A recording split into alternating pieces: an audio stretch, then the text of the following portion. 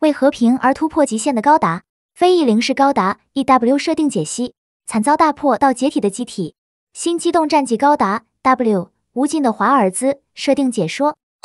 机体型号 XXXG00W0，非 E 零式高达 EW 是在原非 E 零式高达的基础上，使用了其他机动战士部件改造出来的机体。当时这架非 E 零式高达一度被罗姆菲拉财团占有，但其技术军官托兰特克拉克试图控制零式系统失败，导致暴走。结果在接下来的战斗中，被迪奥驾驶的地狱死神高达联合一架里奥击破。虽然在战斗的过程中，麦克霍华德为了回收非 E 零式高达叫住了迪奥，但已经神志不清的托兰特克拉克还是将非 E 零式高达自爆，并且之后机体漂浮在宇宙中时，还被罗姆菲拉财团发现后直接爆破，炸成了残骸。不过即便如此，非 E 零式高达被炸毁后的残骸还是得以被基古斯驾驶多鲁基斯天翼回收到了万年和平号上。于是在回收之后，麦克霍华德就对其进行了修复，并且还在修复的过程中使用了多鲁基斯天翼的羽翼组件，其在完成修复后的形态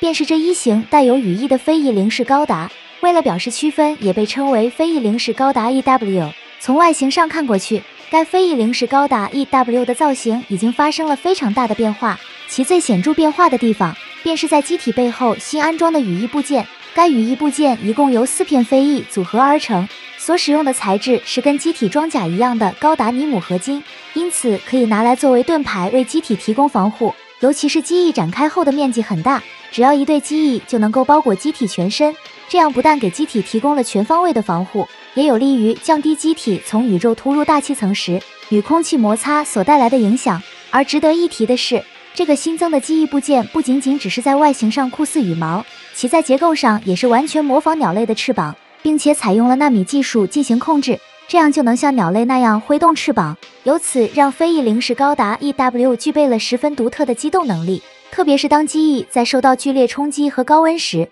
也会像鸟类翅膀的羽毛那样脱落，来避免整体飞翼的主体结构受到损伤。可以说，新增的羽翼结构就跟鸟类的翅膀一样生动。而在武装方面，非 E 零式高达 EW 基本继续沿用了原来的武装，其主要攻击手段仍是2把破坏者步枪。该枪的威力十分强大，只要一发攻击就能摧毁掉一座宇宙殖民星，并且这2把破坏者步枪串联起来还能进一步提升威力。一度在 EVE War 这场战役当中，成功将天秤座宇宙战舰的一部分残骸彻底摧毁，几乎是一瞬间的功夫，这块巨大的残骸就化为了灰烬，从而解决了残骸坠落到地球上所带来的危机。可见这2把破坏者步枪所输出的火力是极其的强大，甚至还能在极短的时间之内进行连射，但产生的后坐力会给机体带来巨大压力而造成损伤，所以一般情况下很少连续射击使用。此外，非 E 零式高达 EW 还一度使用了名为矮星的强力武器，这个武器的信息目前仅在漫画《败者的荣光》中登场，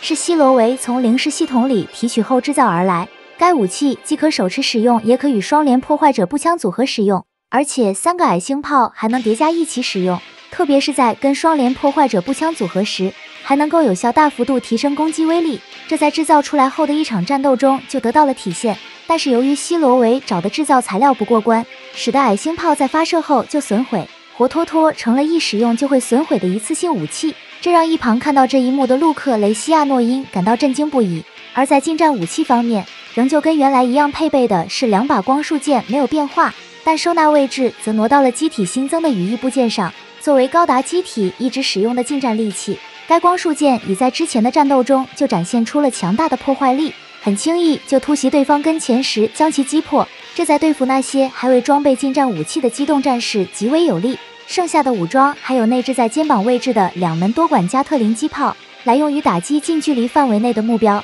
当要对敌发起攻击时，就会展开露出机炮对目标倾泻大量弹药，通过高射速形成弹幕来发挥出对敌牵制的作用。而除了以上提到的武器装备之外，非 E 零式高达 EW 的内部还留有自爆装置，作用还是跟之前的机体安装的自爆装置一样，主要用来防止机体落入敌手。由于自爆装置的威力足以摧毁大城市一个街区，一度在 EVE War 这场战争当中，被驾驶员希罗维用来考虑去炸毁天秤座坠入地球的残骸。而在电子设备性能方面，非 E 零式高达 EW 的头部也进行了改进，其内部安装的摄像机和传感器等设备所获取的信息都会在经过零式系统的处理后传输给驾驶员，从而让驾驶员以非常直观的方式去感受到零式系统演算后的各种信息，然后在此基础之上去实现零式系统演算的结果。但是受零式系统对驾驶员生理感官的巨大影响，使得驾驶员在驾驶非翼零式高达 EW 时，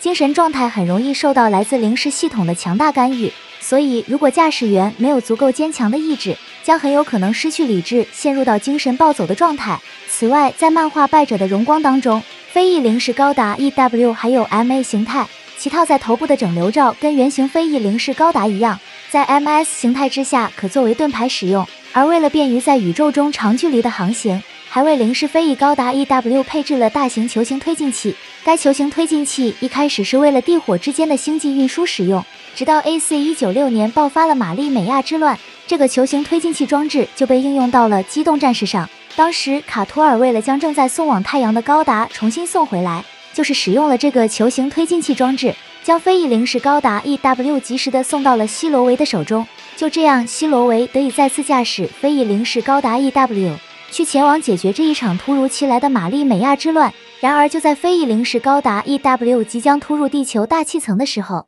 已加入玛丽美亚军的张武飞立即驾驶双头龙高达 EW 拦住了希罗维的去路。于是这两架高达机体在地球的高空中拿起光束武器，展开了十分激烈的战斗。随着双方你来我往进行了数个回合的攻击之后，希罗维驾驶的非翼零式高达 EW 便开始逐渐陷入了劣势。紧接着他就被张武飞的一次突袭攻击冲进了大气层当中。但两人的战斗并没有就此结束，在落入到一定高度的时候又展开了激烈的较量。不过希罗维始终认为这场与张武飞的战斗毫无意义，所以对这场战斗并没有全力以赴，这也就造成了自己驾驶的机体数次被对方攻击得手。于是在这个情况之下，希罗维便不再与张武飞继续战斗，转而立即停止了机体的运作后掉入了大海之中。就这样以十分潦草的方式结束了这场战斗，直到布鲁塞尔总统府的战斗进入到白热化阶段的时候，沉入到海底的希罗维这才苏醒过来，然后马上启动受损严重的非翼零式高达 EW。 就这样在机体的推进器恢复了运转之后，希罗维便驾驶非翼零式高达 EW 再次出发，继续赶往布鲁塞尔总统府参加战斗。没过多久，希罗维驾驶的非翼零式高达 EW 就出现在了总统府的上空。接着在完成了对总统府地下庇护所的瞄准后，便使用双联破坏者步枪对其发起了攻击。由于这个总统府地下庇护所十分坚固，使得双联破坏者步枪连续攻击3次才得以将其击破。然而连续3次射击所带来的后坐力，也给受损的非翼零式高达 EW 带来了巨大的冲击，最终因无法支撑导致了自身在空中损毁解体。就这样为这场发生在布鲁塞尔的玛丽美亚之乱画上了句号。